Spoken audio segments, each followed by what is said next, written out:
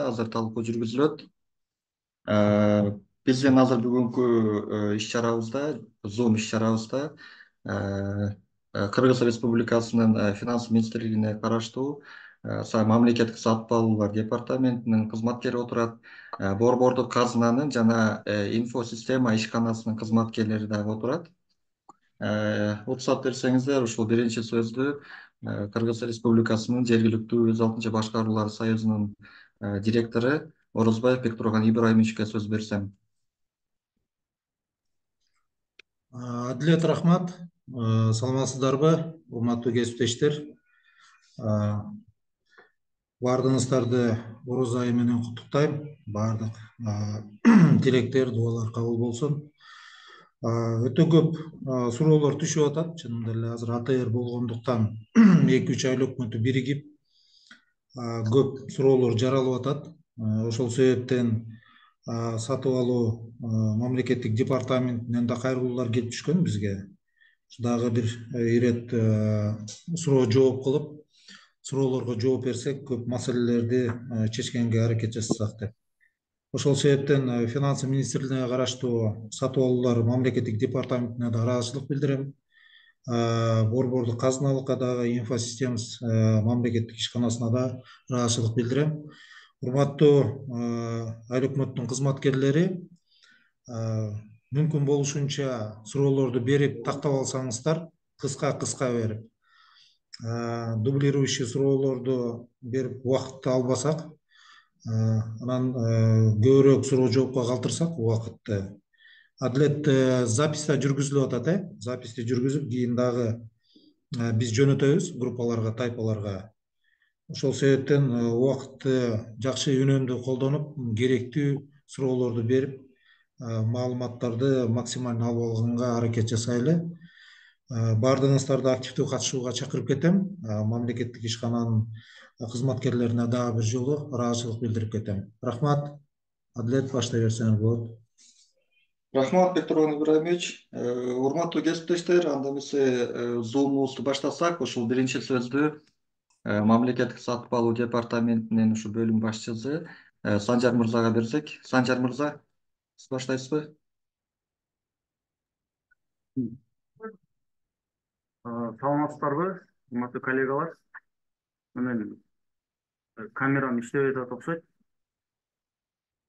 Көрүнүп атабы, көрүнбөй атабы? Эч кимдин камерасы иштеген жок. Сиздики дагы көрүнбөй жок. Бул үнүңүз эле угулуп атыр. Санжар мырза, мүмкүн болсо ушул камераны өчүрүп койсок, биздин байланышыбыз жакшыраак болот. Баарыбыз түшүнүү менен кабыл алалы. Азыр бул жерде көбүнчө ошол берилген суроолорго жооп берсек, ошол көбүрөөк пайда алып келет деп ойлойм. Ошого мүмкүн болсо камераны күйүзбөй макул уланта берсеңиз, уруксат берели. Рахмат. Биринчиден баарыңыздарга ыраазычылык билдирип кетем. Ушул площадкага келип, көйгөй ушул АТР боюнча президенттин жарлыгын аткарууга көмөктөшүп, суроо жооп жаратып, ушу эмне көйгөй болуп атканын аныктап, ошону чечкенге аракет кылганга көмөктөшкөнүңүздөргө баарыңыздарга ыраазычылык билдирем. Өзгөчө Союз МСУ жергиликтүү өз алдынча башкаруу союзуна терең ыраазычылык билдиребиз. Мына площадка жаратып берип, аракет кылып аткандан ошол баарыңыздарга рахмат. Суроо жооп берсек, же болбосо модератор ошо сиз кийинки катышуучуларга сөз бересиз, ошол улантып берсек. Рахмат. Рахмат, Санжар мырза. Азыр бул жерде ошол борбордук казынанын кызматкери жана инфосистема мамлекеттик ишканасында кызматкерлери отурат. Урматтуу кесиптештер, эгер уруксат берсеңиздер, силерге дагы сөз берсек.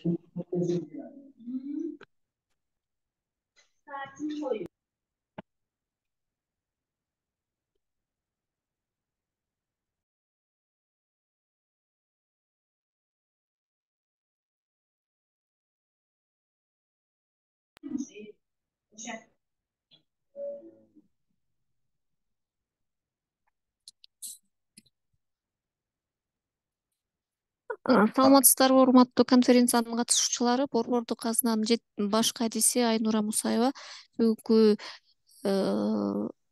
конференцияга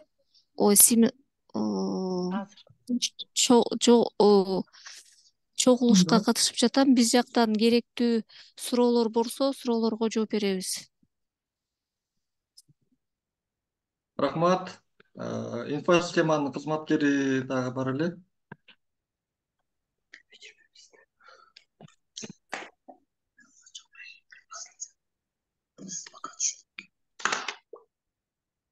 Tezroq tushib qolgan yaxshi.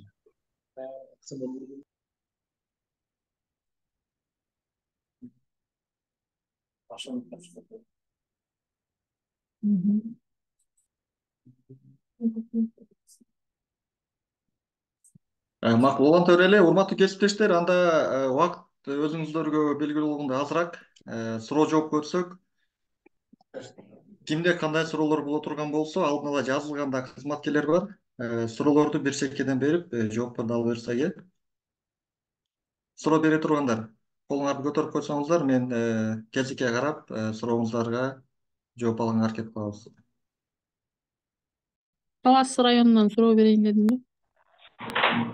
Саламатсызбы? Бериңиз.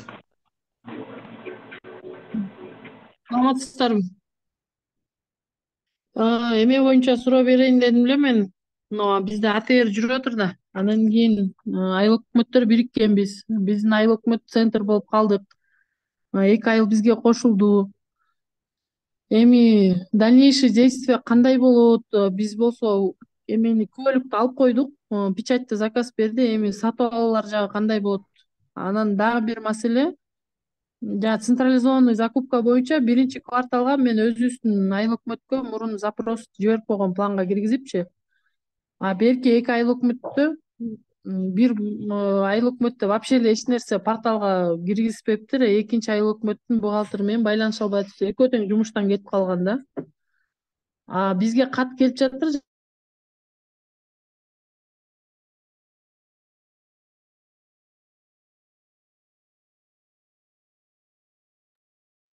Урматтуу кесиптеш, үнүңүз угулбай калды. Кайталап коесузбу?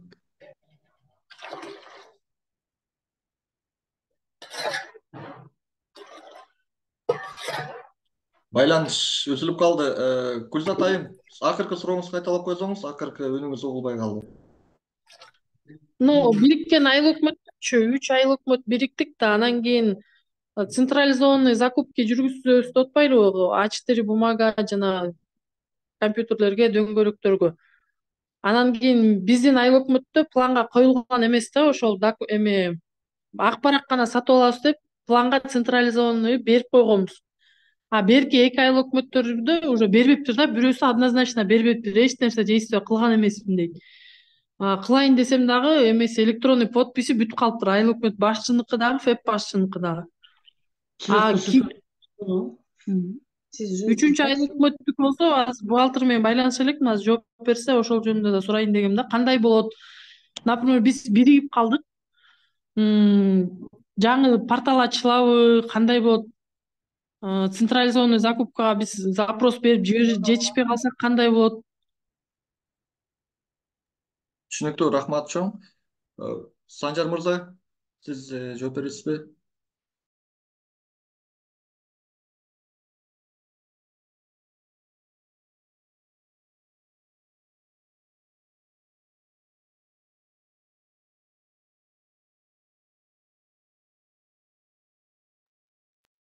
Санжар, байланыштасызбы?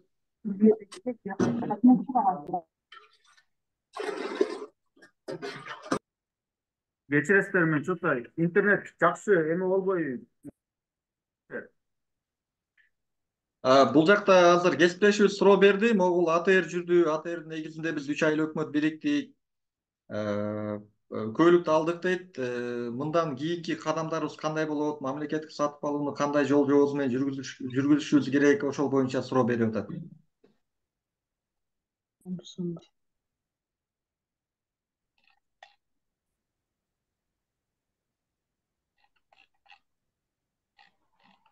Санжар мырза, угулдубу? Ошо угулган жоксу, сиздин сүйлөгөнүңүз угулган жок да. Азыр угулуп атабы? Мен азыр суроону кайталап берейин. Угулуп атат. Бул жакта кесиптешибиз Таластан суроо берип атат. 3 айыл өкмөт АТРдин негизинде биригиптир. Угулут айыл өкмөткө азыр жаңы көлүк алыныптыр.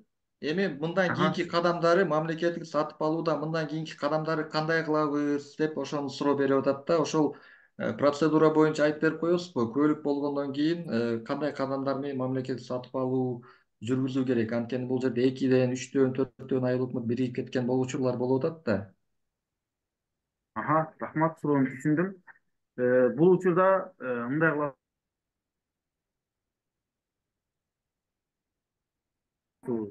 Руководителдин буйругун, жанакы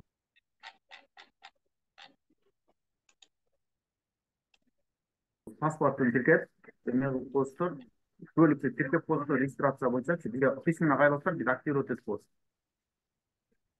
Андан ары мыйзамга жана тартипке ылайык мамлекет сатып алуулар жүргүзө бересиздер.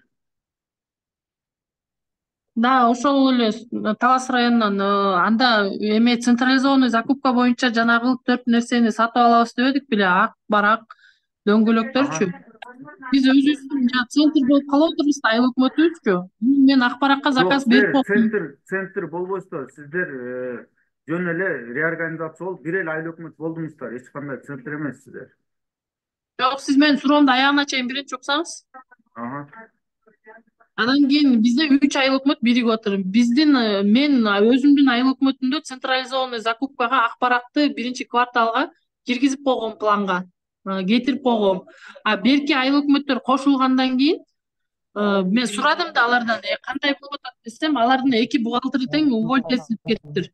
Анан кийин эч кандай заказ бизге рассылка менен департаменттен кат келди да 29 мартка чейин саат 16:00 чейин включительно порталга отургузуп, анан бизге жибергиле, кечикпей деп. Анан алар эч нерсе кылбаптыр. Эми ошондо алардыкы кандай болот? Бул боюнча кандай? Жок, урматтуу кесиптеш, бул боюнча мен бир улантыңыз, Адилет байке, улантыңыз. Бул боюнча мен бирке маалымат берип коеюн. Февралдын аягына чейин кабыл алынган заявкалар боюнча 27 мартта центр закупоктун сатып алуу процедурасы ачылат экен. Жыйынтыгы чыгат экен. Ал эми кийинки айга керектүү кагаздарды, могул керектүү буюмдарды 29 мартка чейин берсеңиздер, ал апрелдин аягында жыйынтыгы чыгат да. Сиз бул айда берилген кагаздарды азыр алып тура бересиз, кийинкиге керек болгон кагазды кийинки айда берип койсоңуздар мүмкүнчүлүк бар. Эгер кийинки башка кошулган айыл өкмөттөргө керектүү кагаздарды кийинки айда бере бересиздер. Биз мурунку бергенибиз даже берелик, андан кийин кантебиз? Ошол февраль айында берилген заявкалар боюнча азыр группага да жазылды, 27 мартта жыйынтыгы чыгат экен. Ошол жыйынтыгы чыга турган болсо, анда сиздер менен Өзүлөрү келип чыкпайт. келишим түзүлүп, Алар өзүлөрү деген андан ары процедураны улантып кете бересиздер да.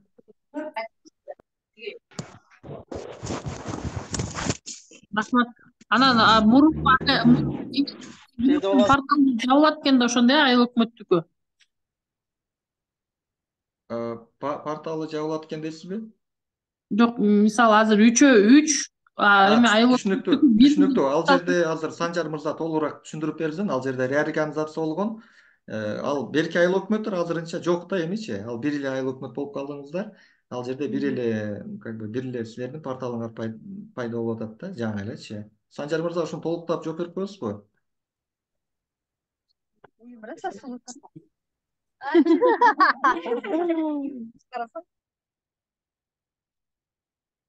Санжар, угулуп атабы? Ошол жакшы угулбай калды, Адилет байке.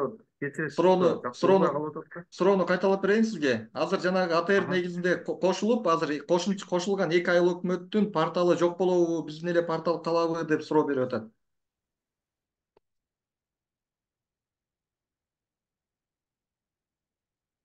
Жок болду да, ал юридический лицо жок да.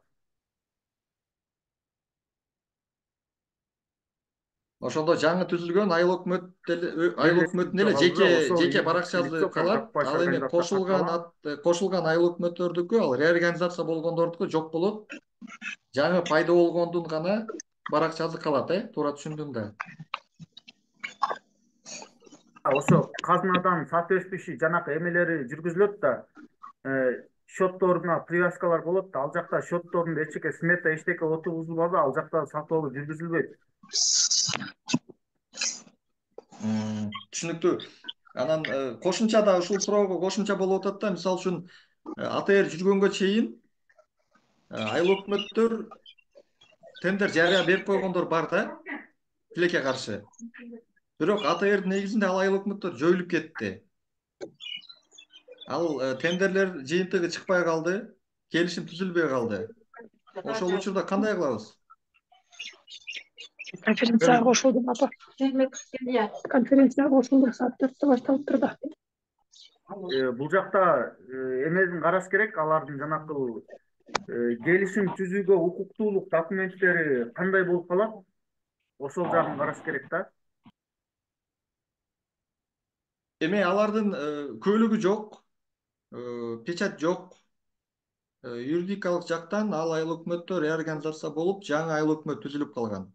Ооба, ал Бирок если андай болсо, ал келишим түзүлбөй калат го дейм, потому что если келишим түзүп калган болсо, ал как правоприемник өтөлмөк да. Обязательстволары жана баланс менен өтөт да, обязательстволары анан дебитор скрипелский задолженность жанагы эмелерчи. А если эме болуп калса, келишим түзгөнгө жетишпей калса, ал өтпөй калат.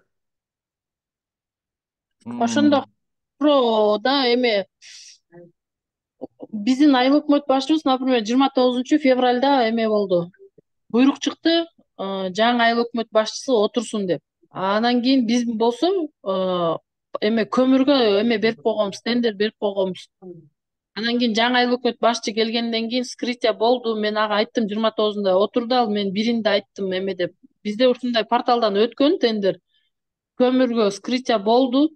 Эми договор түзө турган убакыт келди десем, түзөөр деле мектеп эмеге үзгүлтүккө учурабасын дейди. Ал поставщик келип кол коюшту.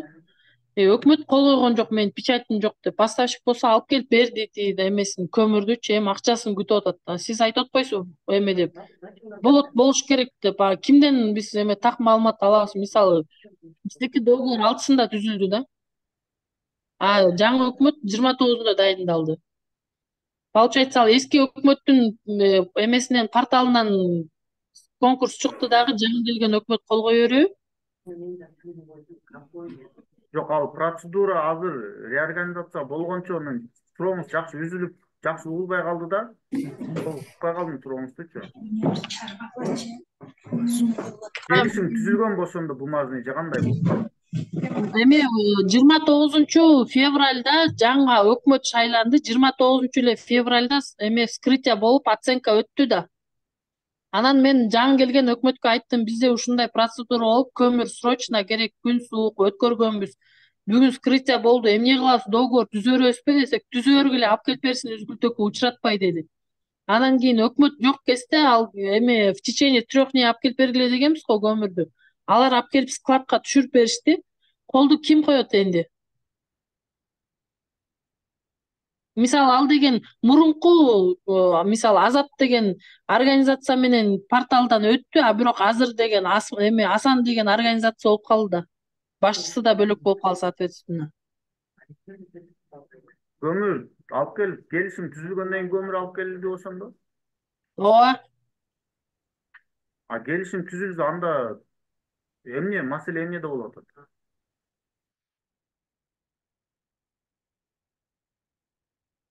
Келишим 6-мартта түзүлүп атпайбы? 6-мартта бизге жаңы өкмөт келип калган да, уже февралдын аягында. Анан ал алып келе берсин, мен кол коем дедим да. Азыр эми ал кол коебу? Ким коюшат колду? Эски өкмөтпү, жаңы өкмөтпү?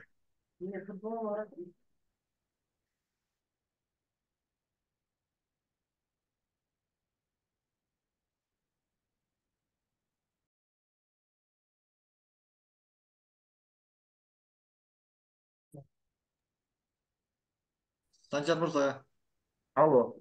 угулдубу?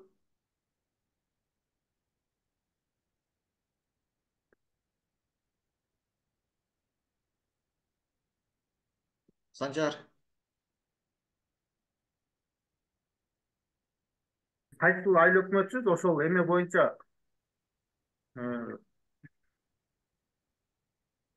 бизде азыр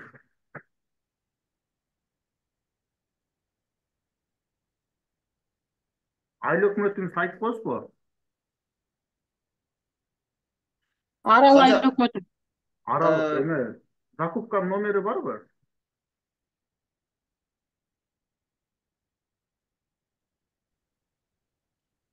Анда мындай кылбайлыбы?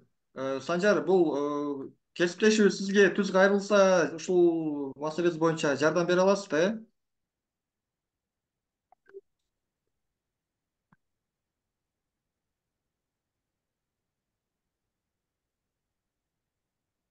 Байланыш жакшы болбой атат окшойт. Санжар, угулуп атабы? Жакшы угулбай калып атат. Хорошо, ошондой кылып эме кылалык, кайрылымчылар ошондой кылып бир чечкенге аракет кылалы бул маселени. Э, Гүлзат айым, сиз мүмкүн болсо Санжар мырзага түз кайрылыңыз ушул маселе боюнча, чечкенге Карышабыз. аракет кылалы. Ошондо бул суроо боюнча эгерде тендердин жыйынтыгы чыгып, айыл өкмөт алмашканга чейин контракт түзүлүп калган болсо, анда процедураны андан ары улантып кете берсе болот экен. Эгер АТР Алмашканга чейин негизинде алмашканга чейин, эгер ошого чейин жетишпей калып, глава алмашып кетип, реорганизация болуп кеткен болсо, анда ал тендердин жыйынтыгы чыкпай калат экен да. Туура түшүндүк.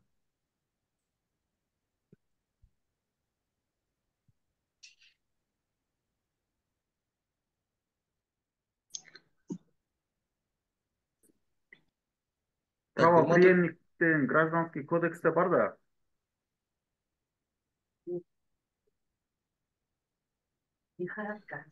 Суроо берсек болобу? Саламатсыздарбы? Болду суроо. саламатсызбы? Бериңиз макул. Ички сайыл өкмөтү мурунку. Саламатсыздарбы? Жалпы союзденчү жана жогорку катышуучулар. Бизде мындай суроо болуп атат. Биз ички сайыл өкмөтү менен Кызыл Өзгөрүш айыл өкмөтү биригип Элмирбек Иманалиев атында айыл өкмөт болдук. Биз ички сайыл өкмөтү Чакан айыл өкмөт болуп, Элмирбек Иманалиев атындагы айыл өкмөт деп Кызыл Өзгөрүшкө барып иштей турган болуп атабыз да. Биринчи суроом, мен ФЭП башчы болгон үчүн менден сурап жатышат, компенсация кандай төлөнөт? Биринчи көп айтышсыздар кыскартылды да, угуп атасыз сиздерге? Угулуп атат, угулуп атат. Көп айтыштар кыскартылды. Ошол компенсацияга мисалы үчүн пенсионер болуп кыскартылышты, кадрлык резервге кирбей контракт менен иштеп жүргөндөр алар кыскартылды, иште эме болбой кыскартуулар учурады. Компенсация кандай төлөнөт? Биринчи суроом. Анан компенсацияга өзүнчө бизде ВГ деп коет, теңдөөчү грант. Ошондой келип түшчү, ошондой түшөбү же жергиликтүү бюджеттен доходдон төлөйбүзбү? Экинчи суроомда. Үчүнчү суроом. Бизде контракт менен иштеген деп атышпайбы? Ал жакта каралган. Толук бүтүп алайынбы, анан жооп бересиздер же бирден суроого бирден жооп аламбы? Мейли, сурооңузду бүтүрөлүңүз. Кандай кылам? Эгер суроолоруңуз узун болсо, жалгыз берсеңиз жакшыраак болот эле да. Айтайын деп атам да. Ошо компенсация кандай төлөнөт, анан кайсыл жактагы каражаттар менен төлөнөт? Экинчи, контракт менен иштегендерди алган атпайлыбы? Контракт менен иштейт айыл башчы, улус кызматкер, ошолорго кандай айлыгын кандай эмеде төлөйбүз? Мисалы үчүн лечебка төлөнбөйт деп жатышат, ошону каерден алабыз?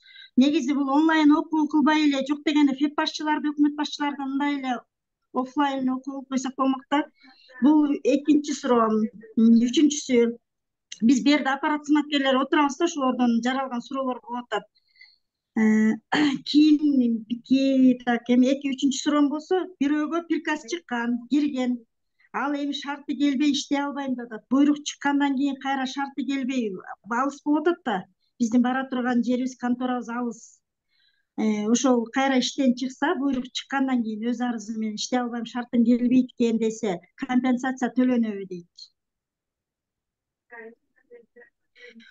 Ушул 3 суроомо жооп алып турайын, анан башкалар да берсин, дагы суроо беребиз да.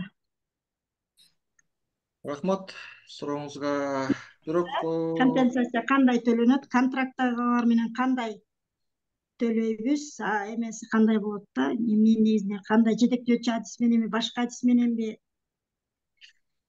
Бул жерде жүрсө департаменттин жигит кызматкерлери бирок кайра канчалык иштенип деңгээлде кеткендер. жооп бере алат? Анткени бул жерде именно ушул АТРдин негизинде мамлекеттик сатып алуу боюнча жаралган маселелер боюнча азыр Zoom жолугушуу болуп эле. Компенсация боюнча бул кошумча дагы биз Zoom'дан өткөрүүгө аракет кылабыз. Сиз айтып аткан жанагы офлайн окуу боюнча эми алга көп каражат керек болот, өзүңүз билесиз. Аны өткөрүш бир топ кыйыныраак да биз үчүн. Ошого мүмкүн болушунча Zoom'дан өткөрүүгө аракет кылып атабыз. Ошого урматтуу кесиптештер, мүмкүн болушунча ушул мамлекеттик сатып алууга байланышкан суроолорду бергенге аракет кылсаңыздар. Ал эми могул компенсация боюнча мүмкүн борбордук казынанын кызматкерлери эгер жооп бере ала турган болсо, ошолор жооп берсе туура болот деп ойлойм. Урматтуу Айнура айым.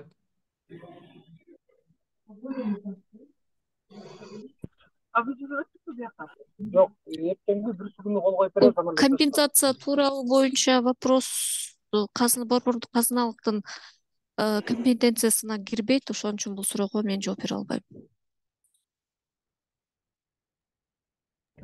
Рахмат. Адилет, суроо берсе болобу, саламатсыңарбы? Саламатсызбы? Бериңиз. Медина Кембулон айыл өкмөтүндө топ башчы болуп иштейм. Менде мындай суроо болуп атат да, азыр эки айыл өкмөт биригип атат биздечи. Анан Ивановка айыл өкмөтүнүн мурунку былтыркы 2023 жылдагы баягы объявлениялар, тендерлер көрүнөбү азыр бириккенден кийин? Кандай болот ошол процедурасы? Азыр Кембулон айыл өкмөтүндөгү биз ИНН алып кирип, азыр пландарды киргизип баштайбыз 24-тен.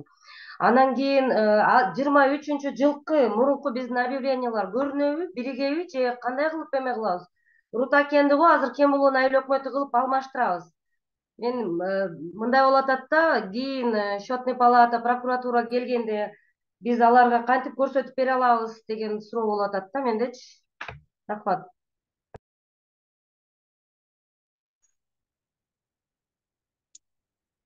Рахмат сурооңузга. Санжар мырза, жооп бере аласызбы?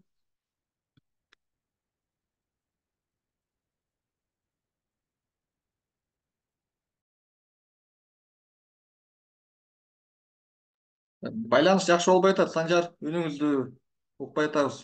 Алганга мүмкүнчүлүк бар. Кайра башынан айтсаңыз.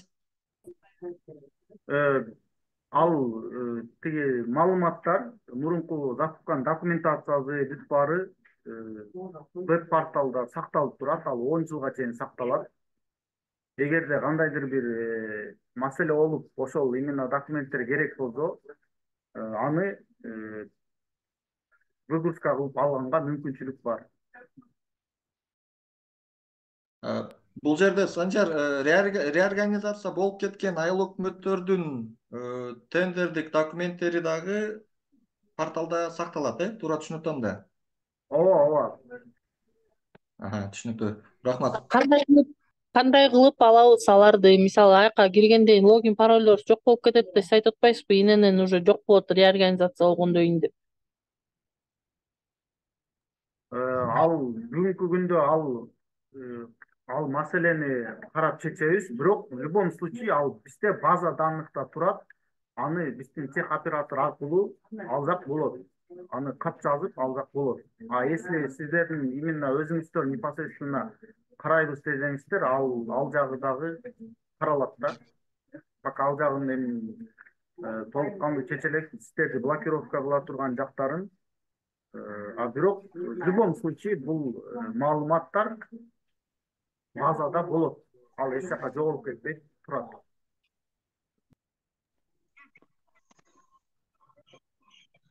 Дагы суроо берсек болобу да, госзак боюнча, мамлекеттик сатып алуулар боюнча. Бериңиз. Биз эки айыл өкмөт жанагы бир статьядан бир жолу 200 миңге чейин деп биз одного источника деп беребиз го тендерге, порталга, жарыягачы. Ошону эми эки айыл өкмөт өзүбүзчө жүргүзүп алдык да. Анан эми ошол кандай болуп калат? Кайра биригип атабыз. Бириккенде кайрадан мисалы үчүн 22-15 статьяга 200 миңге кыз ошо айыл өкмөт өзүнчө иш кылса өзүнчө берип койсо, эми берип койсо, кайрадан Элмирбек Иманалиев айыл өкмөтү болгондон кийин кайра берген укугубуз барбы же жокпу? Бир жылда бир жолу деген бар да. Бул бир. Экинчи, мамлекет сатып алуулар адиси кандай адис болуш керек? Анын эмеси болуш керекпи, сертификаты? Аны ким аткарыш керек? Ушул боюнча дагы мурунку ар кимге жүктөп сертификат алса болчу эле. Азыр кандай каралды ушул адистик боюнча? Ким жүргүзөт? Суроо түшүнүктүү болду да. Бүттү, эки суроо. Биринчи суроо боюнча айтсак, бул сиздер жаңы мекеме болгон соң бул жаңыдан башталат. 200 миңге чейин десеңиз, 200 миңге чейин бул ала бересиз. Ар бир статьядан 200 миңге чейин деп атасызбы? Ооба, рахмат, жакшы түшүндүм. Макул, кайра алат экенбиз. Экинчи, ошол адис кандай адис алып барыш керек? Юристке жүктөлөт делип калыптыр бул жерде. Аны кайра окутабызбы ал юристке? Сертификаты бар адис жумуш алып барат. Рахмат. Бул жака чатта да жазылган суроолор бар экен. Санжар мырза, уруксат берсеңиз. Терек Сай айыл өкмөтү сурап атат. Жаңы айыл өкмөтү түзүлдү, ошондо жаңы ИНН менен порталга жаңыдан катталабызбы? Буга чейинки колдонгон порталдар ачылбай калабы дейт. Ошондо жаңы ИНН менен катталып силерден регистрациядан өтөт, Ооба, жана айтып кеткендей эле ошол эмеден бизде письменно кайрылат. Биз аларды, если жаңы түзүлгөн организация болсо, аларды биз каттап коебуз. Рахмат. Анан дагы бир суроо болуп атат. Сатып алуу пландары боюнча буга чейинки жок болуп кеткен айыл өкмөттөр сатып алуу пландары, ошол айыл өкмөттүн сатып ала турган буюмдары жаңы кошулган айыл өкмөттүн порталында кайра планга киргизилиши керекпи? Ошол боюнча бир айтып берсеңиз. Ооба, эми алардын муктаждыктарын эми жаңы түзүлгөн айыл өкмөт чечет да. Ошол Санжар, үнүңүз планга киргизесиздер. Кайталап коесузбу? Байланыш жакшы болбой калды. Жанакы алар жаңы жок болуп кеткен мекемелердин муктаждыктарын дагы жаңы түзүлгөн мекеме чечет, жаңы түзүлгөн айыл өкмөт. Ошол себептен алардын ишке ашпай калган пландалган сатып алууларын өзүнүн планына киргизет. Анан дальше жумуш алып барат. Угулдубу, түшүнүктүү болдубу? Түшүнүктүү болду, рахмат. Урматтуу кесиптештер, дагы кимде кандай суроолор бар? Бизде суроо бар, берсек болобу? Саламатсызбы? Макул, бериңиз. Жакшы.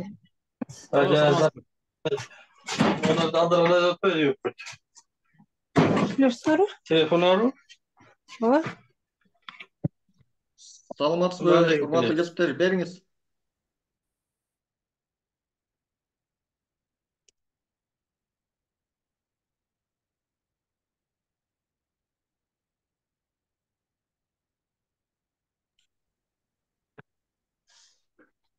Алло, саламатсызбы, угулуп атабы? Угулду, эми бериңиз. Биз дагы ошо катардагыдай эле АТРге кирип калганбыз. Анан бизде реорганизация болуп, биздин айыл өкмөт. Так, башка айыл өкмөткө кошулуп атабыз да. Бирок укук алып кетүүчү ошол тагыраак айтканда Майдан айыл өкмөтү. Майдан айыл өкмөтү кайрадан мамлекеттик сатып алуулар порталы түзүлөбү же ошол Майдан айыл өкмөтүнүн порталы менен эле ишти алып кете беребизби? Угулдубу? Угулду, урматтуу кесиптеш. Санжар? Чөтө, мага угулбай калды ошол.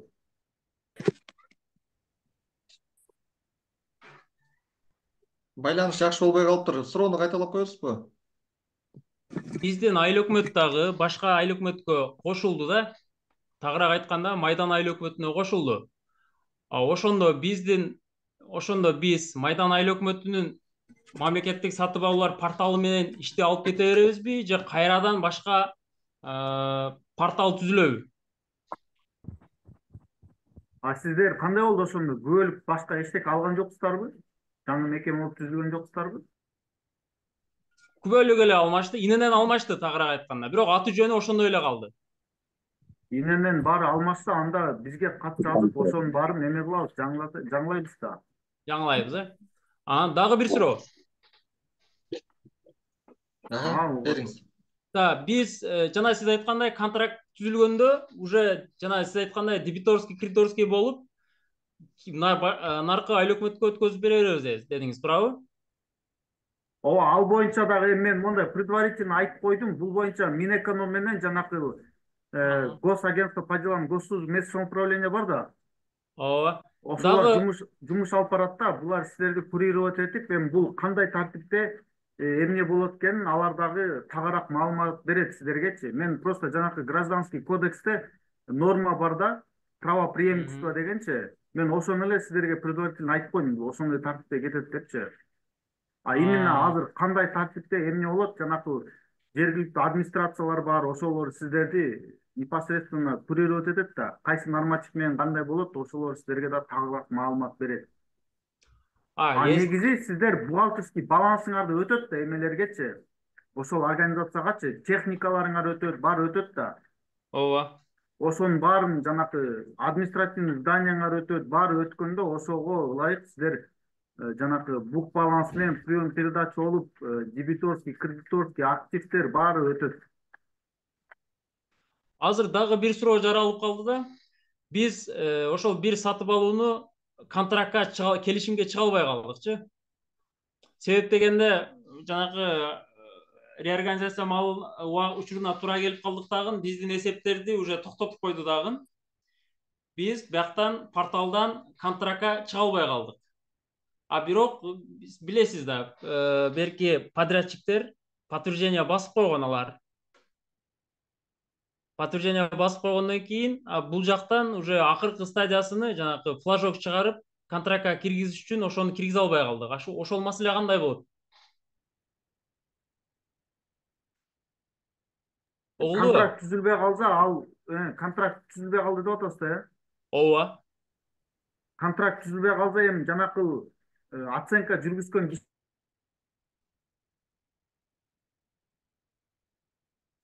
угулбай жатат. Санжар, байланыш угулбайт атат, жакшы угулуп, угулбай бирдеке болуп атат да. Эми угулду.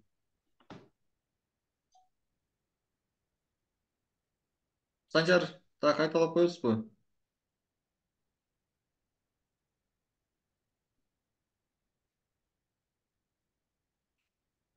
Контракт түшкөнгө мындай юридикалык эме жок болуп калат да, негиз жок болуп калат. Биз анда ошону жаңы түзүлгөн айыл өкмөттүн сатып алуусу менен кайрадан дагы жүргүзөбүзбү? Ошондой кыласыздар, ооба. Азыр демек, значит, биз уже контрактка чыга албадыкпы? Бул сатып алуубуз жараксыз болуп калат экен да, Ооба, сиздер бул боюнча эме жок да, жанакы контракт түзүлсө бул эме обязательство болуп өтмөк да. Ооба. Түзүлбөсө бул уже өтпөй калат да, жанакы сиздерде бухгалтерский баланста көрсөтүлмөк да. Ликвидационный баланс привязка болбой калат да. Ооба, ликвидационный баланс түзүлөт да, ал жакта көрсөтүлөт. Мондай обязательстволору бар, мондай дебитордук карыздары бар, кредитордук карыздары бар деп көрсөтүлмөк. Демек, келишим түзүлбөсө ал уже обязательство көрсөтүлбөйт да. Бирок подрядчиктер подтверждение басып койгон, ошондой болсо деле жараксыз болуп кала береби ошондо? Ооба, бул келишимге правоотношение түзүлөт, качан келишим түзүлгөндө да, юридикалык негиз болот да, жанакы келишим түзүлгөндөн кийин. Порталдан оценка жүрүп, анан кандайдыр бир себептер менен балким ал келишим түзүлбөй калмак. Балким бирөө жалап бермекти же кандайдыр бир учур болмок. Эми айта албайбыз, бирок түзүлбөй калмактыр балким. Же бир соттошуп кетмексиздер, бирок келишим түзүлгөн жок да, ал юридикалык негиз жок, то есть обязательство көрсөткөнгө. Болду, түшүнүктүү, чоң рахмат. Рахмат сурооңузга. Бул жактан Кыз Көл айыл өкмөтү суроо бар эле деп саламатсыздарбы? Кыз Көл айыл өкмөтү. Бизде экономист статис 52-токтомдо эч нерсе жазылган жок. Ат жерге чейин муниципалдык кызматкер болуп эсептелип келген. Ат жерде стат экономист контрактка барат деп жатышат. Контракт болгондо иш стажына кошумча чийиндер кошулабы, кошулбайбы? Ошо боюнча маалымат берип койсоңуздар. Урматтуу кесиптеш, бул суроо боюнча кошумча зум өткөрөлү. Мамлекеттик ошол сатып алууга байланышкан сурооңуз болсо берсеңиз болот. Анткени бул жерде сиздин сурооңузга жооп бере турган биздин адистер жок. Ошого эгер таарынбасаңыз, кошумча зум өткөргөндө кирип ушул сурооңузду берсеңиз тагыраак жооп аласыз да. Рахмат. Мен суроо берсем болобу дагы? Башка болсо суроо берсек кандай болот? Түп айыл өкмөтү суроо берем деп атат, түп айыл өкмөтүнөн. Саламатсыздар, мен Түп айыл өкмөтүнүн ошо гос закупкада отурам, централизованный закупка боюнча суроо берейин дедим эле. Могу шина эменин баарын централизованный закупка менен өткөрөбүз деди. Мен планга кирдим. Например, грейдерге 4 дөңгөлөк, ГАЗ-53ге 4 дөңгөлөк депчи. Алар эми азыр биздин компенсациябызда эметпейт да, чогулбай атат, качан чечилет билинбейт дейт, тиги аркы кварталда деп. А бизге дөңгөлөк азыр керек болуп атпайбы? Ушуну кандай кылып чече алабыз? Азыр мынакей көчөлөр сүрдүрүш керек. Бизге грейдер азыр керек да, могу тем более таза суу келип аткан, биздики жана камы баткак болуп жуурулуп атабыз да. Өткөндө централизованный закупканын балдарына чалсак, билбейбиз качан чечилерин, качан алып беребиз, так маалыматыбыз жок деп атат. Ушуну кандай деп жооп бере аласыздар? Саламатсызбы, бул боюнча мага жазсаңыз, мен группада бармын. Ким бул группада? Жөп союзунун кызматкери Адилет Кошумбетов Адилет Жазгам Адилет сага да. Мен сизге ошол центр закупкадан ошол директорлорунун номерин берейин. Ошолор гана жооп бере Эмне алат. центр закупканын номерлары менен байланыштым. Алар азыр сырой маселе деп атпайбы. Бизге ошончо количество набирать эте албай атабыз депчи. Эже мага байланышка чыгыңыз, мен сизге бул боюнча отдельно контакт кылайын. Адилетпи, Жок, эме боюнча Санжар мырза. Мамлекет сатып алуу департаментинин кызматкери Санжар Комбо. Порталда номер бар, Саламатсыздар, башкалар да билсин деп отдельно консультация кылып, башкалар да берди билейли деп олтурабыз да. Кандай чечилет? Бизде да маселе болуп калса баардыгы сизге отдельно кайрыла беребиз. Алдыбызда ошондой маселе. Центральный закупкадан. Эмеге мен телефонумдун номери бар, бул азыр просто темадан алыстап кетип атабыз да. Алло. Мен телефонумду жазып алыңыздар, барыңыздар, кайрыла бериңиздер, мен каждыйына отдельно жооп берем. Телефонуңузду айтып коюңуз, сен баарыбызга дана кайрылалы. 0508 Кандай? 0508 11 37 59. 11 37 59. Рахмат. Сурооңузга рахмат. Кийинки суроого. Алло, саламатсыздарбы? Саламатсызбы, Талант мырза? Сурооңузду берсеңиз. Биз өзүбүзчө калдык да Куршаб айыл өкмөтү. Башка айыл өкмөткө кошулбадык. Ошондо порталга кайрадан регистрацияга жаңылайбызбы, регистрацияны? Сурооңуз бүттүбү, жооп бере береликпи? Ооба, жооп берсеңиз болот, Санжар. Эгер сиздердин жанакы ИННиңиздер, жетекчиңиздер алмашкан болсо, анда бизге кайрыласыздар. Биз ал жакта тийиштүү маалыматты жаңылап беребиз. Алмашпады.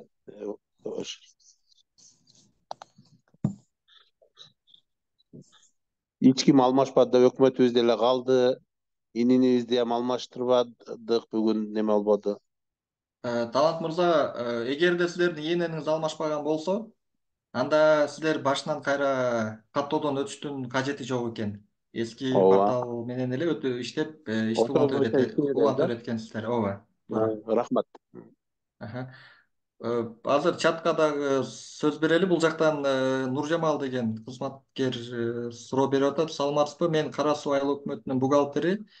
Биз берген тендердин аягына чыкпай калганын счет жабылып калды дейт. Эми кайрадан портал ачылса, подтверждение берилбей калса, кайсы стадиядан баштайбыз дейт ошону. Жооп бере береликпи? Санжар. Процедура Санжар, байланыш жакшы болбой калды. Башынан баштасаңыз.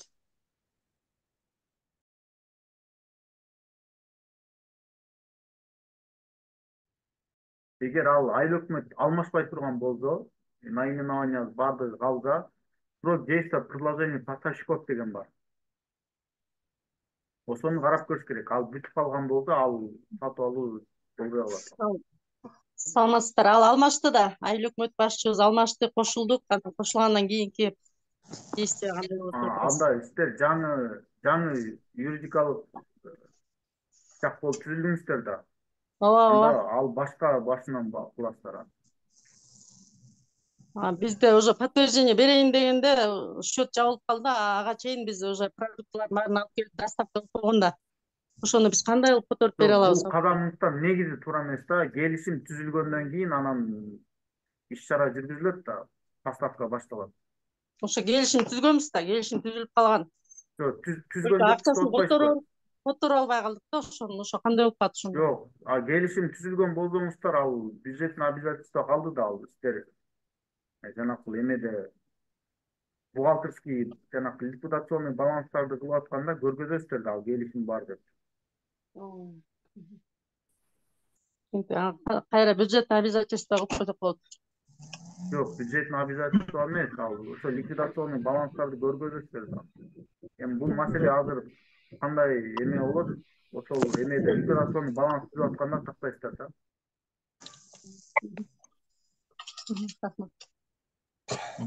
Түшүнүктүү. Дагы бул жерде бир суроо болуптур. ГОКЗнын счетун кантип өзгөртөбүз дейт.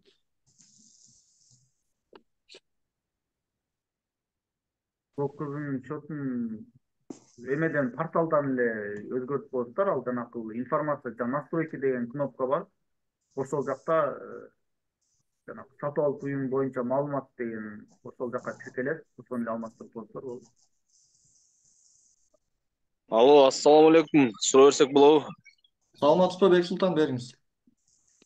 Мен мына Мырзак айыл өкмөтүнөн суроо берип аттым эле. Бизде 2 айыл өкмөт бирикен да. Андан кийин биз көлүктү дагы иненен да баарын алмаштырганбыз. Анан кече күнү ECP флешканын ичиндеги данныйларды дагы алмаштырганбыз. Жаңы айыл өкмөттү, анан жаңы иненен да алмаштырып, эртеле түзүп бирзе биз шашып кетиппиз. Эми порталга кирейин десем, эми кайрадан жагы регистрация болуп киргиле деп атат. Регистрация болуп кирип баратсак, жанагы депозитный расчетный счетту сурап атат. Ошону жазсам, уже жана эски депозитный счет эски инененге привязанный болуп калат да. Анан ошол маселени кантип чечебиз?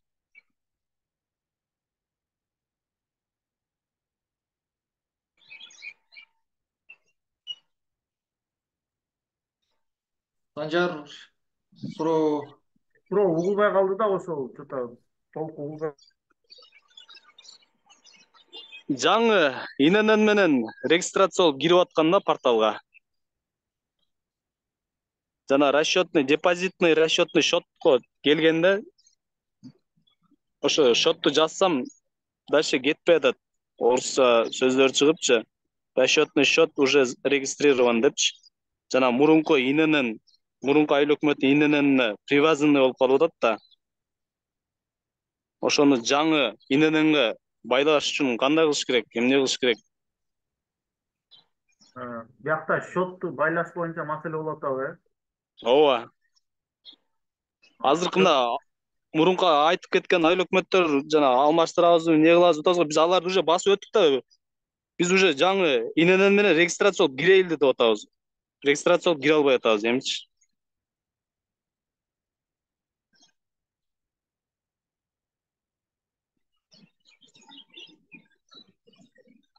Санжар мырза, угулду?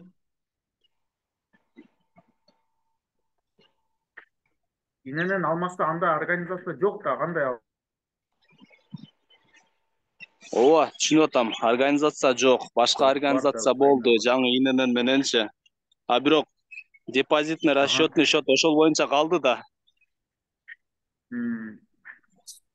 Алло. Бул вопроско мен жооп берип коеюн. Мырзаки айыл өкмөтү Өзгөн району боюнча, Борбордук казынадан. Бул боюнча Өзгөн районунан бизге сиздер Өзгөн районунун финанс башкармалыгына Мырзаке айыл өкмөтүнүн ИНИны кайрадан алмашты деп кат бердиңиздерби? Алар известность койдуңуздар да. Аларга ооба бергенден кийин Өзгөн районунун финанс башкармалыгы борбордук казынага кат берет. Мырзаке айыл өкмөтү жана АТР жүрүп жаткандыгына байланыштуу ошонун негизинде ИННдери кайрадан өзгөрдү деп берет. Ошондо бул жактан биз жаңы ИННге өзгөртөбүз паспортун Мырзаке айыл өкмөтүнүн. бул жактан уже сурасам жибердик деп атат да. Анда кечөө жиберсеңер, ал бизге бүгүн келиш керек да. Инфодокстан. Жок, анча убакыт талап кылат. Бул жакта жанагы иштер. Жок, бизге инфодокстан келсе эле биз сразу кармабай туруп уже жасап берип атабыз.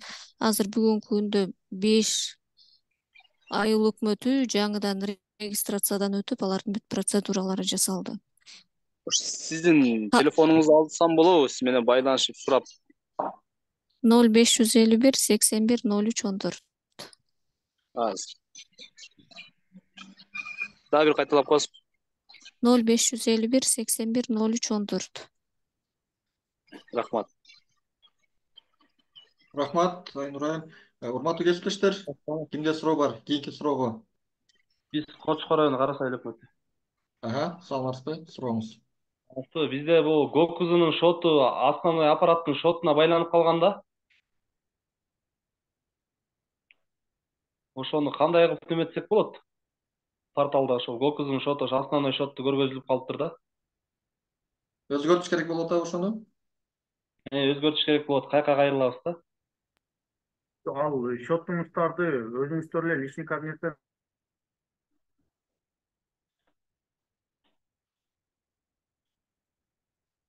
Алло. Санжар, үнүңүз угулбай калды. Байланыш жакшы болбой. Кайталап Байланыш коесузбу? үзүлүп калат. Бизде ошо интернет калбайт. Биз ошо личный кабинеттен которулбай атат да, ошол дагычы.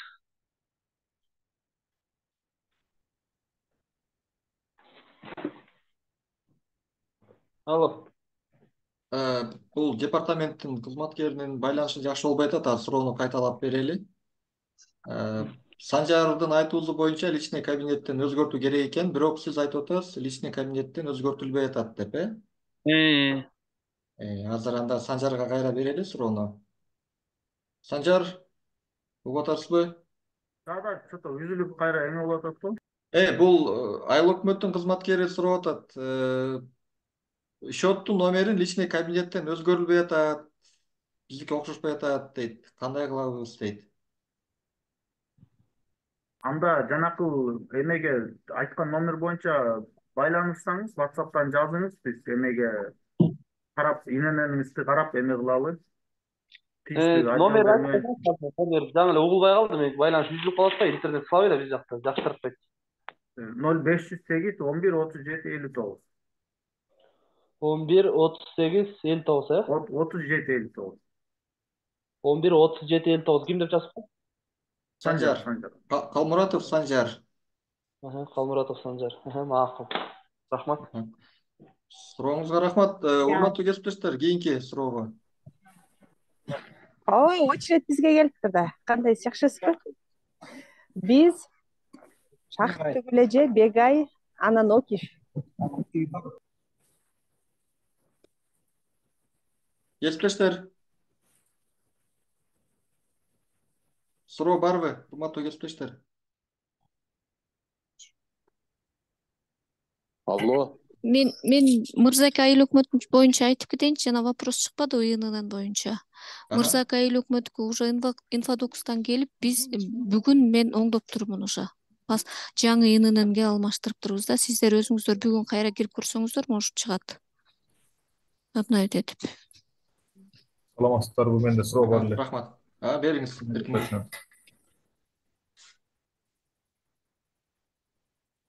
Кызыл Туу айыл өкмөтү менен Айбеттин айыл өкмөтү бириккен да, Сарселек айыл өкмөтү болупчу. Угуп атабыз, бере бериңиз. Тамам. Биз Кызыл Туу айыл өкмөтүндө сатып алуу жүргүзгөнбүз. Договор заключить этилип калган да. Ошол ошонун кийин акчасы которулбай калып калды. Ошо кандай болот? Акчасы тигилер алып келди, акчасы которулбай калды да. Материалдар алып келип койду. Болду ушул эле суроо. Рахмат сурооңузга.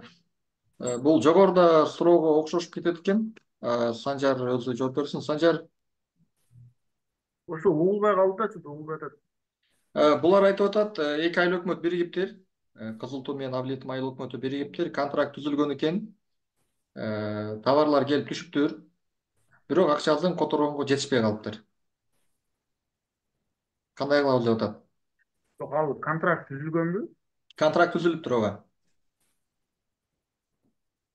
Контракт түзүлдү, анда ошол азыр иш-чара жүрөт дейм, жанакы ошол эмелерин жанакы баланстарын бириктирүү боюнчачы. Ошондо баланска көргөзөсүздөр, ошол менен эле кетет.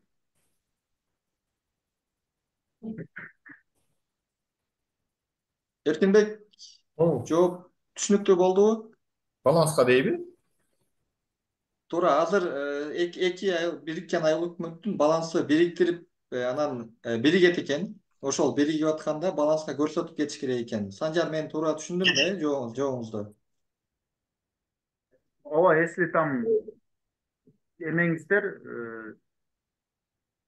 правоотношение түзүлгөн болсо, процедуралар бүтүп, жанакы келишим түзүлүп, ошондой моменттер бар болсо, аны сиздер баланска көргөзөсүздөр. Мондай эмелер дебиторский, кредиторский задолженность бар деп баарын көргөзөсүздөр да, мондай активдер бар, мондай зданиялар бар, сообщениялар бар деп баланска көргөзүп, ал баланстар через финуправление сиздер бириктирет.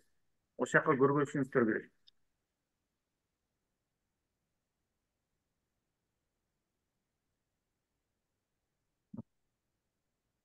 Эркинбек, жооп түшүнүктүү болдубу? Ооба, түшүнүктүү болду. Кичине болсо да түшүндүк. Рахмат. Кийинки суроого. Да, суроо берсек болобу? Бериңиз. О жерде жана гос эме боюнча кат келбеди, департамент госзакупкаданчы. Могу планды кийиргиле 29 мартка чейин депчи. Ошондо годовой планды полный кийирип коебузбу? Кагаз жанагы именно централизованный закупкадан алынчу товарлардын пландарын кийиргиле 29 кийин кабыл алынбайт деп кат келди да. Ошондо 1 жылдык планды бир кийирсек, анан өзгөртө алабызбы же ошол ойдон калабы? Планды өзгөрткөнгө сурооңуз бүттүбү? Бүттү. Планды өзгөрткөнгө мүмкүнчүлүк бар. Ал жыл ичинде ошо муктаждыкка карап тийиштүү өзгөртүүлөрдү киргизе бересиздер. Анда маселе болот. Азыр 1 жылдыкты бир эле кийирип коебуз анда, эми 29 чейин годовой жана централизованный закупка каралган 4 товардыкын, каралган сумманы планга. Ооба, киргизе бересиздер. Ал централизованный закупканын планы отдельно кирет, аны билесиздер. Жок, билип атам, ошо только 29 чейин годовойбу же квартал сайын салып ошону. Хорошо, рахмат. Жок, киргизе бересиздер. Рахмат. Рахмат сурооңузга. Адлет суроо берсе болобу? Да, эже бериңиз. Адлет, менде мындай суроо болуп атат да, бизде муниципалдык мекеме бар да. Азыр бул жайыт, жана АБПнын, СОПлордун баарын бириктирип, ар бир айылда муниципалдык мекеме ачылсын деп атпайбы? Анан кийин ошол бизде деле мурун деле бар болчу. Эми муниципалдык мекемелер баягы ГСМ алат да, дистопливасын, бардык баягы кызматтардагы колдонушат да. Ошону баягында счетный палата келгенде эмнеге булар тендер менен кечирип коебуз, конкурс менен албайт, эмнеге конкурс өткөрбөйт деген бир маселе чыгып калды да. Анан биз айтып атабыз, ал закондо өткөрүп эле койсо болот да деп айтсак, алар макул болбой койду да. Ушул боюнча айтып кетесиздерби? Кандай кылабыз муниципалдык мекемелерин сатып алуулар боюнча? Рахмат. Алло. Муниципалдык мекемелердин сатып алуулары боюнча билесиз, 22-жылы негизи ал баягы мыйзам өзгөргөндө өзүнчө жобого бөлүнүп, азыр өзүнчө сатып алуу жүргүзүлөт ал жерде. Жакында эле азыр датасын эсимен чыгып кетти, унутуп атам. Агенттиктин ГАКС МСУнун приказы менен жаңы жоба бекилген.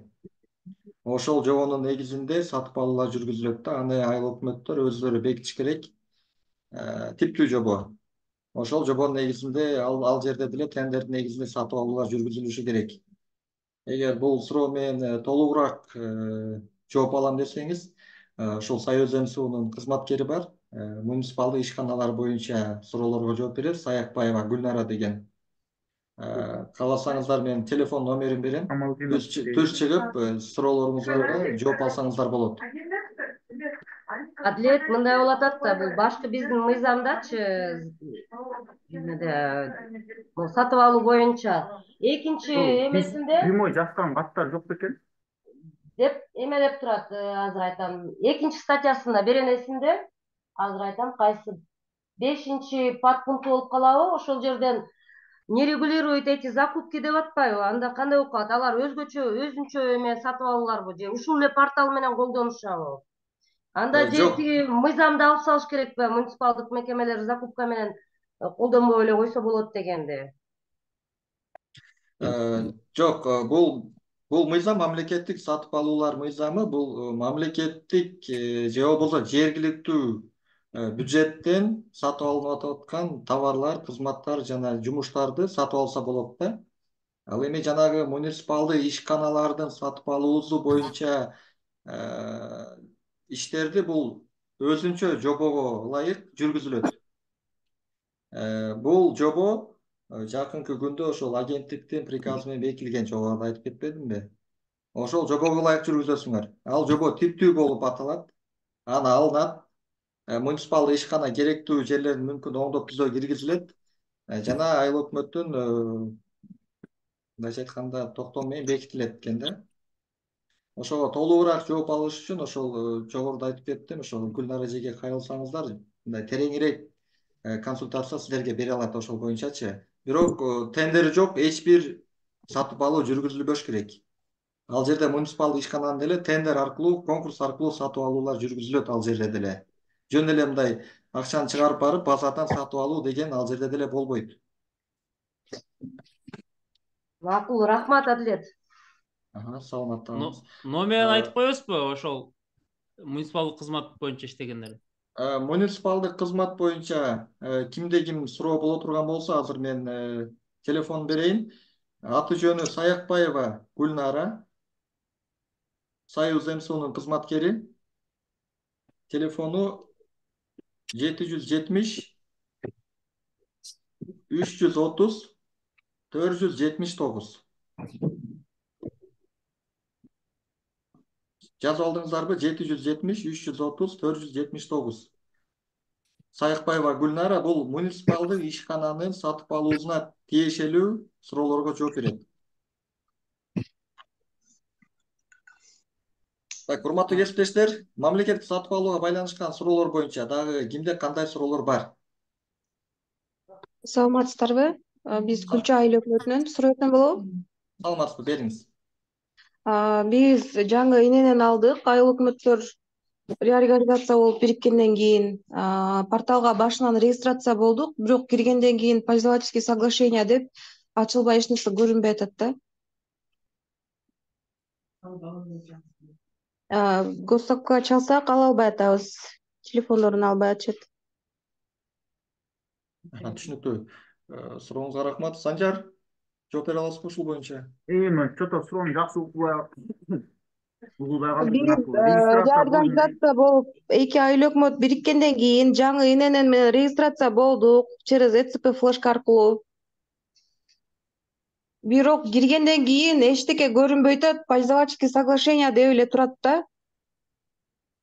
Түшүнүктүү, сиздер бизге кат менен кайрылдыңыздарбы? Жок, телефон чалдык сиздерге, бирок эч ким жооп бербей атат. Эмени жаңы жетекчи боюнча эме кыласыздар, жаңы жетекчи дайындалган боюнча аны көргөзүп, анын жанагы буйругунун көчүрмөсүн, паспорттун көчүрмөсүн тиркеп, өзүңүздөрдүн жаңы түзүлгөн ишкананын күбөлүгүн тиркеп, бизге жөнөтөсүздөр, ушундай жаңы түзүлдүк деп баарын кагазга жазып, анан бизге жиберсеңиздер, биз аны регистрация кылып, эмеге подтверждение кылып коебуз. Ошондо өкмөттүн приказын, паспорттун копиясын, жаңы түзүлгөн организациянын свидетельствосын баарын копияларын скандап туруп кат жазышыбыз керек эмеспи? Ошондойго? ооба. Рахмат. Через Рахмат инфо сурооңузга. Инфодокс через инфодокс жөнөтөлүбү же? Инфодокс, ооба, өтөбүзбү? инфодокс. Макул, рахмат. Сурооңузга рахмат. Кийинки суроо. Суроо бере тургандар, кесиптештериңиз. Здравствуйте.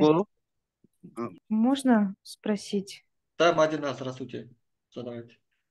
Смотрите, а те контракты, которые мы уже подписали до объединения, они действительны? Вот, например, мы подписали контракты с технадзором и со сметчиком на целый год, на текущий 24 год, на весь год получается. А после объединения, то есть у нас объекты увеличиваются, правильно? Тогда вот как нам?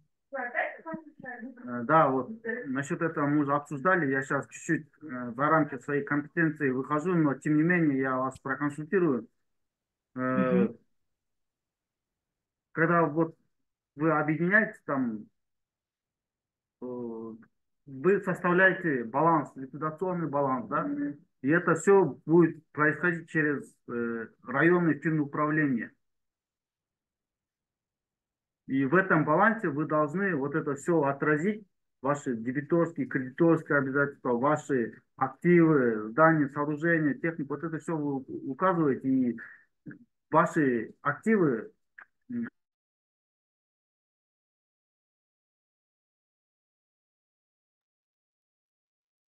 Санжар, байланыш жакшы болбой атат. Кайталап коесузбу? этим вопросом в районный финуправление обратитесь, они вам подскажут, как это вот технически сделать. Куда обратиться? Районный финуправление. Ага, Вы хорошо, же туда сдаете спасибо. свои балансы, отчет. Угу. Все поняла, спасибо большое. Так, спасибо за вопрос. Урматтуу кесиптештер, 15 мүнөт убактыбыз калды. Кызыккан суроолор болсо. Ага, бериңиз. Кечирим сурайм да, мен бираз кече кирип калдым. Балким башында айткан нерсе бар, балким эле суроо болгондур да. Укпай калып, сурооңо мажбур болуп турдум да. Бизде Талас областы бакайтрынын Агдуу айыл өкмөтү чыгып жатам, закупщик болуп иштейм. 3 айыл өкмөттү бириктирип атканда биздечи планын биз кандай общий бириктирип отуруп иштейбизби, 3 личный кабинет менен иштейбизби? Бул биринчи суроо. Экинчи суроом, азыркы действующий айыл өкмөттөр, ошо 3 айыл өкмөт өздөрүнүн күбөлүгү менен действующий болуп тур да. Жаңы күбөлүк ала элекпиз. Жаңы ат менен аталып, жаңы күбөлүк ала турган болуп атабыз да. Бирок ала элекпиз. Бирок ошо башка айыл өкмөттөрдөн биз менен чогуу кошулуп аткан айыл өкмөттөр уже порталга бергендери бар экен да, могу өкмөт башчылары бошотуп койгондон кийин делечи. Порталга бергендери бар экен, жарыязы скрытие болуп, подтвержден болуп калыптыр, утуучусун аныктап коюптур. Бирок хотя мисалы Агдуу айыл өкмөтүнөн порталга берилип калган, бирок өкмөт жок болсо дагы порталга берилип утуучусун аныкталып калды да, мисал келтиргенде. Эми эртеңки күнү буну кандай кылат? Себеп дегенде Агдуу айыл өкмөтү менен порталга берилген, утуучусу аныкталган, бирок келишим түзүлбөгөн. Эртең ушунун иш чарасы кандай болот да кийинки? Суроолорго болсо жооп берип койсоңор сонун болот.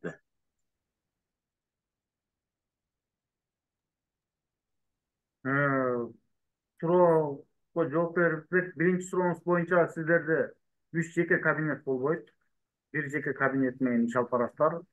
Тийиштүү пландарды ошо бир кабинеттен жарыялайсыздар, анан ошого ылайык, планга ылайык сатып алуу жүргүзөсүздөр.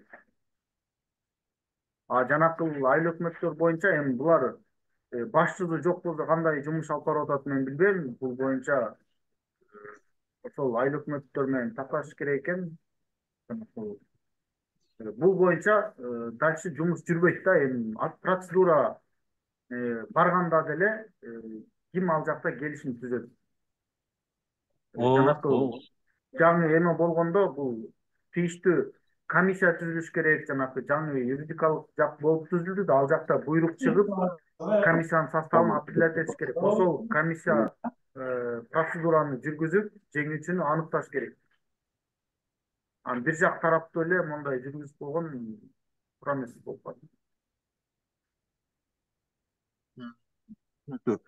Могу биринчи сурообуз боюнчачы, бул өзүбүз күбөлүк алып, РЦП алгандан кийин, анан кийин сиздерге кайрылып туруп эле 3 ошо айыл өкмөттүн планын бириктирип кайра салабыз, ошол жака, ошондой болобу? Ооба, бизге кат жазасыздар, биз сиздерди активация кылабыз, ушундай бириктик деп кат жазасыздар бизге, башчыбыз могу болду деп анын буйругун, паспортун.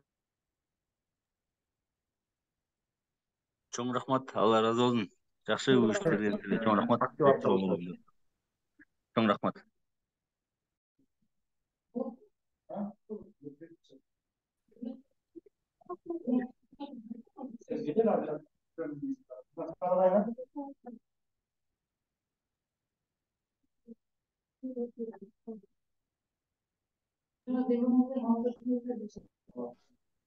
Алло, Санжар мырза, суроо берсек болобу? Да, угатабыз. Биз ошол сиз айткандай инфодокс аркылуу кат жазгандан кийин анан бул жактан через портал регистрация кылып кире беребизби? Регистрация кыла беребизби? Кандай болот? Кат жазгандан кийин ошол ЭЦП, жаңы ЭЦП алып баарын регистрация болгондон кийин биз активация кылабыз. Биз эме кылып коебуз аны. Бул жактан жана регистрация кылып, жана чыгат го кийинчи закупающая организация или поставщик дегенчи, ал жактарга кириш шарт эмес, Жок, ошол жактан сиздер кирип регистрация кыласыздар, биз активация кылабыз аны. Все. Болду, түшүнүктүү. Рахмат. Алло, суроо берсек болот экен. Угатабыз. Саламатсыңарбы кесиптештер? Мен Баткен району Актатырал айыл өкмөтүнөн. Буга чейин бизде госзакупка боюнча адисибиз жок эле, келишим менен иштетип жүргөнбүз. Кечээ күнү счетный палата претензия коюп атат, өзүңөрдүн адисиңер өткөрүш керек. Ошого байланыштуу биз срочный тез аранын ичинде окутайлы деп атабыз да адистерди. Ошого жакын арада окуу барбы? Бишкекте болсо дагы. Бул боюнча сиздер бизде окуу борбору бар. Финанс министрлигинин астында. Ошол окуу борборунун кызматкерлери менен байланышсаңыздар, алар да Жалал Абадта, Ошто, Бишкекте окуу борборлору бар. Номер алсам болобу? Сиздерге ыңгайлуу болсо, эме кыласыздар, байланышыңыздар. Мен эмеге жеке телефонума байланышыңыздар, мен сиздерди байланыштырганга аракет кылайын, бирок бул жактан алар менен жеке номерин айтып эле коеюн. Болот, рахмат. Рахмат сурооңузга. Санжар, бул жакта чатта бир суроо келип атат да. Саламатсызбы? Достук айыл өкмөтү тендерге бергенбиз. 15 мартта договор түзүлүп калган. Бирок заключение кылган 3 күн күтүш керек эле. Ошол кандай болот? Азыр деле заключение кылсак болобу? 18 мартта 2 айыл өкмөт кошулуп кетти дейт.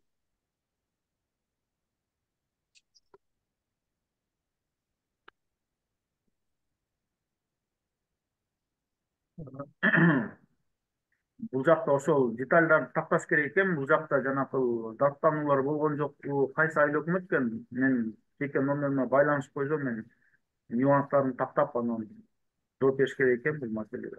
Тендердин ички документтерин карап анан жооп бересиз болду, Ошол процедура кандай өткөн, ошо жана периодчисini, ошолордун баарын карап туруп анан жооп бериш керек да. Срок действия предложение поставщиков деген бар да, ал өткөн жокпу? Ошол бир нюанстары бар, ошолорун карап туруп анан жооп бересиз. Мен телефонум жеке номериме байланышсын, арга аткан болсо мен ал боюнча жеке консультация кылайын. Жарайт, чоң рахмат. Кийинки суроо уруксат берели. Кимде суроо бар? Урматтуу кесиптештер, 10 мүнөт убактыбыз калды. Суроо болсо берип алыңыздар. Санжар мырза, кечиресиз. Жана айтып атпадыбы, сертификат депчи. Мурда бизди окутканда сертификатты ошо сайттан алып алсаңар болот деди эле да. Азыр унутуп калыппыз ошо. Кайсы сайттан кантип алсак болот эле, дагы кайрадан көрүпчү.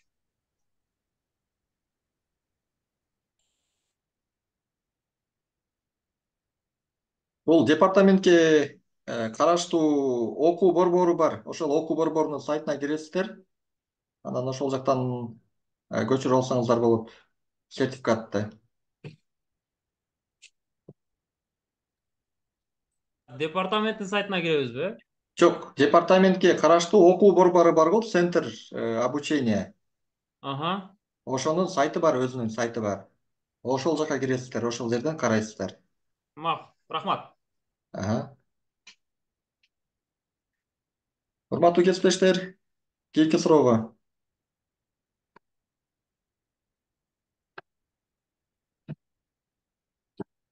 Мамлекеттик сатып алууга байланышкан суроо болсо берсеңиздер.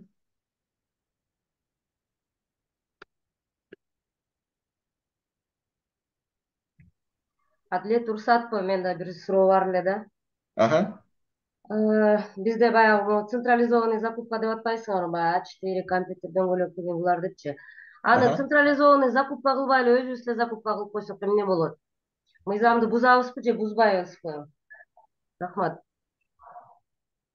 Сурооңузга рахмат. Бул министрлер кабинетинин азыр мен датасын унутуп атам, 16 январындагы 8 тескемеси чыккан. Ошол жерде жети сатып алына турган товарларды борбордук сатып алуу методу менен гана сатып алса болот деп жазылганда.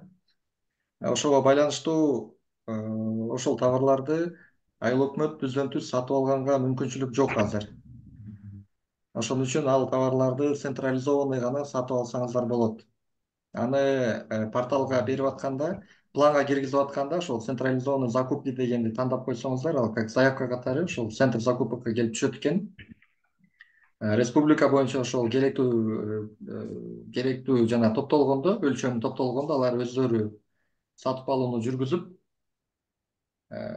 процедураны аягына чыгарып берет экен.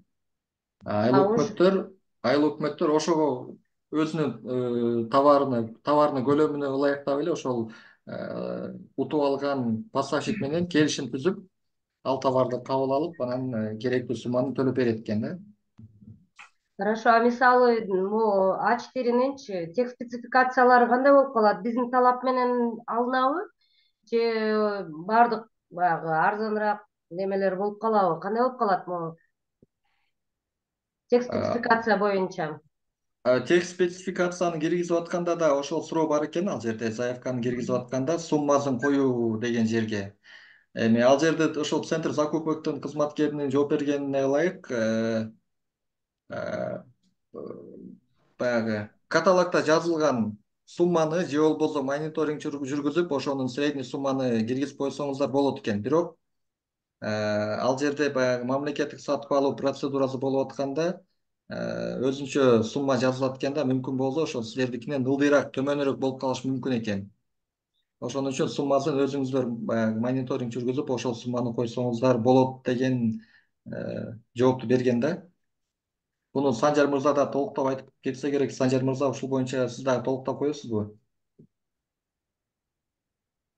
Мен түшүнгөнүм боюнча биякта мен чото жакшы угулбай эме болуп атат да. Кечире Санжар мырза, деги эле централизованный сатып алуу боюнча бизге кеңирээк түшүндүрүп койсоңуз.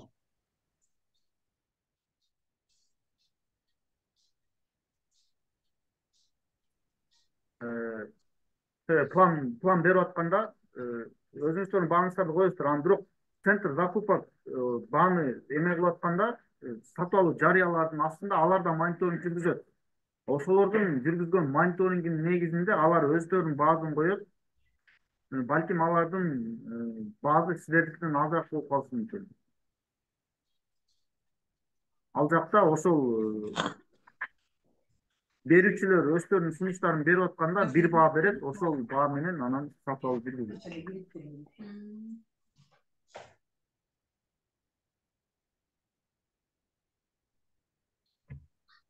Санжар мырза, бул централизованный закупка боюнча айтып кетейин дедим элем.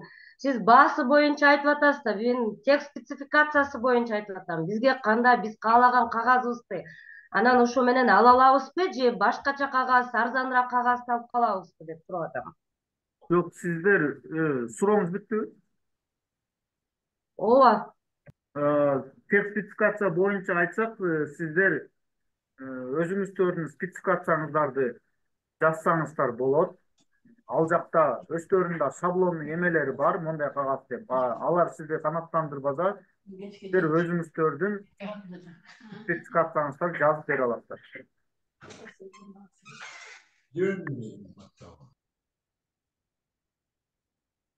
Рахмат.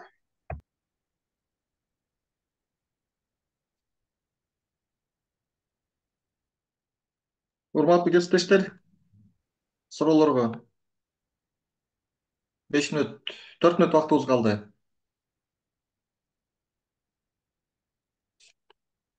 Менде суроо бар эле, берсем болобу? Бериңиз. Биз Багыш айыл өкмөтү менен Ленин айыл өкмөтү кошулду Сузак району. Бирок Багыш аты өзгөргөн жок да. Биз ошондо баарыбыз башынан регистрация болобузбу?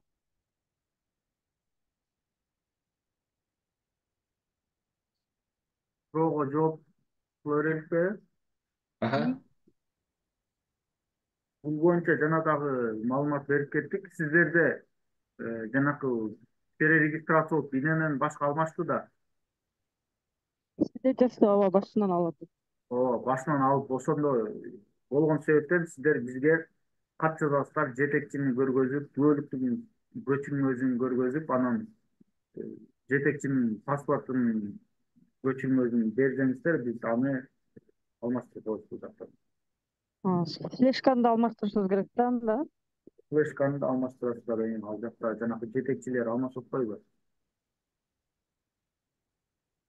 Рахмат. Флешканы алмаштырбайсыздар, ал жакта ошол ичинде жанакы данныйлар деле алмаштырып коет да. А так, Багыш айыл өкмөтү жойулбагандыгына байланыштуу азыр тендерлери берилип атат да, ал эчтеке болбойбу? Жок болуп кетпейби? Жок, ал сиздер ошол иненелерди эртерээк тактап алыңыздар, жетекчилерди алмаштырып эртең келишим түзүп атканда, жанакы публикация кылып атканда бул жанакы ЭЦП кол койгон, бул жанакы кагазга кол койгондой эле документ да, эме кол коюу да. Ошол себептен бул эме туран болуп атат да, бул ЭЦП бул дагы кол койгонго барабар да. Рахмат. Саламатсызбы, суроо берсек болотпу? Саламатсызбы, бериңиз. Бизде мындай суроо болуп атат да, биз бир нече товарларды ОКГга, чыгашаларга отургузуп бериңиз деп кат жолдогон элек инфодокстанчы, ошого алике чейин жооп келе элек.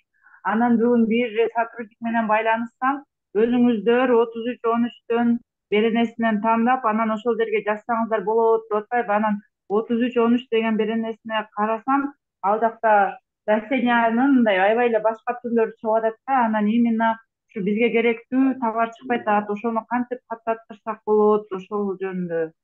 Мен сурооңузду толук уккан жокмун, бирок бул жакта ОКГ боюнча маселе болуп атат окшойт, Ооба. ОКГ боюнча маселе болуп атса, сиздерге именно керектүү жок болсо, бизге кат менен кайрылсаңыздар, биз аны толуктап беребиз. Именно кайсы кызмет керек болуп атат, ошону жаап бериңиздер. 14 мартта биз сиздерге инфодоктан кат менен кайрылганбызда, ошого жооп келбей жатат анда.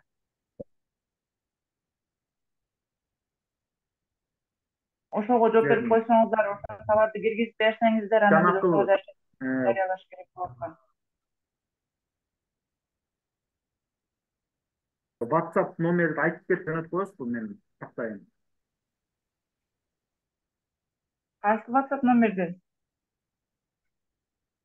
Биз кат жазган номердиби? Бүбүсара, менин номери барбы сизде? Мага жазсаңыз, мен байланыштырып коем. Катыңыз боюнча тактап жооп ала аласыз. Сиздики жок эле, айтып кое аласызбы номериңизди анда? 703 03 39 49. Мээңиз рахмат, анда мен сизге байланышайын, сиз байланышып бере аласыз да? Рахмат. Жарайт. Урматтуу кесиптештер, бизге бөлүнгөн убакыт дагы аягына келип атат. Эгер уруксат берсеңиздер, бүгүнкү жолугушуубузду аягына чыгарсак, жыйынтыктасак. Кечирип коюңуз. Бир сунуш бар эле, бизде АТР болуп аткандыгына байланыштуу штаттык бирдиктер боюнча көп маселелер болуп атат да. чечилбейт. Ошо менен бир Zoom менен агенттиктин кызматкерлери менен бир байланыштырып бербейсизби ушу көп башчыларга? Сунушта баягы жакын арада мүмкүн болсо, анткени көп маселелер чечилбей атат ушу штаттык бирдиктер боюнча. Чоң рахмат бүгүнкү биздин Zoom конференциябызга. Медин эже, рахмат сунушуңузга. Мен сунушуңузду кабыл алдым. Бул жакта чатта дагы жазышып атты. Ушул штаттык бирдиктер боюнча чын эле суроолор көп экен. Бул боюнча биз азыр ушул агенттиктин кызматкерлери менен сүйлөшүүлөр жүргүзүп атабыз. Эгер алардын убактысы боло турган болсо, ушул жакынкы күндөрү Zoom уюштурганга аракет кылалы. Сиздер дагы ошол Zoom уюштурганда активдүү кирип катышып, ошол керектүү суроолоруңуздарды бергенге аракет кылсаңыздар. Урматтуу кесиптештер, анда уруксат берсеңиздер, бүгүнкү Zoom'ду жыйынтыктайлы. Бүгүнкү ушул Zoom'да азыр чатта көбүнчө инфо система мамлекеттик ишканасынын кызматкери активдүү жооп берип атты. Ошол чаттан дагы керектүү жоопторду алсаңыздар болот. Андан сырткары борбордук казынанын кызматкери Айнур айым дагы сиздердин сурооңуздарга жооп берди. Айнура, сизге да чоң рахмат. Анан өзгөчө ыраазычылыкты ушул мамлекеттик сатып алуу департаментинин кызматкери Санжар мырзага. Санжар мырза, сизге чоң рахмат. Ошо экинчи жолу Zoom'дан керектүү суроолорго жооп берип атасыз. Ыраазычылык билдиребиз. Мен өзүмдүн атымдан, ушул Союз МСУнун атынан жана ушул Айыл өкмөт жана шаар мэрияларынын атынан ыраазычылык билдиребиз. Баарыңыздарга ишиңиздерге ийгилик. Чоң рахмат катышып бергениңиздерге. Суроолоруңуздар болсо, биздин Союз МСУнун WhatsApp группаларына жазсаңыздар, дагы суроолорго жооп бергенге аракет кылабыз. Чоң рахмат катышканыңыздарга. Саламатта калыңыздар. Макул, рахмат. Баарыңыздарга рахмат. Катышып ушундай суроо жаратып эме кылып бергениңиздерге. Саламатта калыңыздар. Саламатта калыңыздар.